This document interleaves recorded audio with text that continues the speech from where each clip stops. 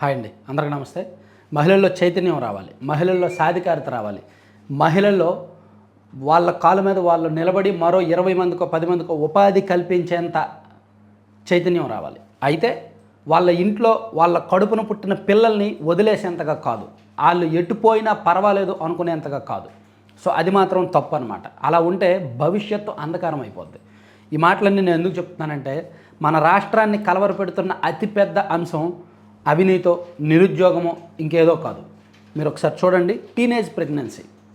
నిన్న ఈనాడులో ఈ వార్త వచ్చింది.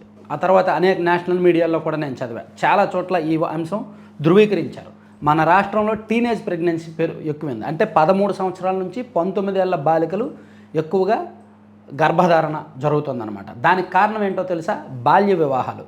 బాల్య వివాహాల మీద స్వాతంత్రం రాకముందు నుంచి కూడా మన రాష్ట్రంలో ఎంతోమంది ప్రముఖులు, పెద్దలు ఫైట్ చేశారు. కానీ ఇప్పటికీ బాల్య వివాహాలు ఆగడం లేదు. అండ్ అత్యాచారాలు, అండ్ తెలిసి తెలియని వయసులో ప్రేమలు, అపోహలు, క్షణికావేశాలు. ఈ 3 కారణాలతో మన రాష్ట్రంలో సగటున 9 నుంచి 10% ప్రెగ్నెన్సీలు టీనేజ్ ప్రెగ్నెన్సీలుగా నిర్ధారిస్తున్నారు. పర్టికులర్గా కొన్ని జిల్లాల్లో, పల్నాడు, కర్నూలు, నంద్యాల లాంటి కొన్ని జిల్లాల్లో ఇది కాస్త ఎక్కువగా ఉందన్నమాట, ప్రమాదకర స్థాయిలో ఉంది. ఇప్పుడు ఉదాహరణకి నెల్లూరు, ప్రకాశం, అనంతపురం, బాపట్ల, కర్నూలు, పల్నాడు ఈ జిల్లాల్లో 100కి 100 మంది గర్భధారణ చేస్తుంటే అందులో 12 నుంచి 15 మంది టీనేజ్ వాళ్ళే ఉంటున్నారు, బాలికలే ఉంటున్నారు.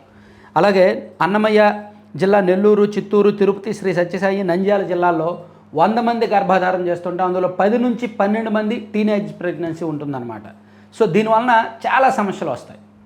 వాళ్ళు డెలివరీ కష్టమవుద్ది, పెయిన్ అవుద్ది, ప్లస్ ఫ్యూచర్ పాడవుద్ది, ప్లస్ బలహీనమవుతారు, పిల్లల్లో అనేక సమస్యలు తలెత్తుతాయి, ఇంకా అనేకం ఉంటాయి.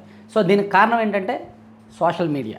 కేవలం ఒక టీనేజ్ వచ్చిన తర్వాత పిల్లల్ని వదిలేయడం, 12 సంవత్సరాలు 13 సంవత్సరాల వయసులోనే వాళ్ళ చేతికి స్మార్ట్ ఫోన్ ఇచ్చేసి తల్లిదండ్రులు వాళ్ళ పనిలో వాళ్ళు ఉండడం, వీళ్ళు 8th క్లాస్ 9th క్లాస్ చదువుతున్నప్పుడే సోషల్ మీడియా అకౌంట్లో, ఇన్స్టాగ్రామ్లో, ఫేస్బుక్లకి బానిస అయిపోవడం, రీల్స్కి అలవాటు పడిపోవడం, చదువు మీద ధ్యాస తగ్గడం, ఈ పక్క ఆకర్షణలకు లోనవ్వడం.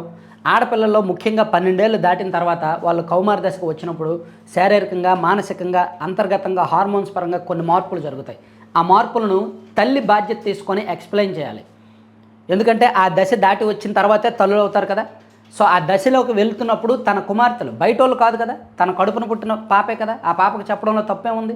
అమ్మ నీకు ఏజ్లో ఇలా ఉంటుంది, ఇలా ఆలోచనలు వస్తాయి, అంతర్గతంగా ఈ మార్పులు జరుగుతాయి, ఇవన్నీ హార్మోన్స్ మార్పు, సైంటిఫిక్ మార్పు. సో దీనివల్ల నువ్వు ఈ తప్పటడుగు వేయకూడదు, ఇలా జరగకూడదని చాలా ప్రాక్టికల్గా ఎక్స్ప్లెయిన్ చేస్తే తప్పే ఉంది.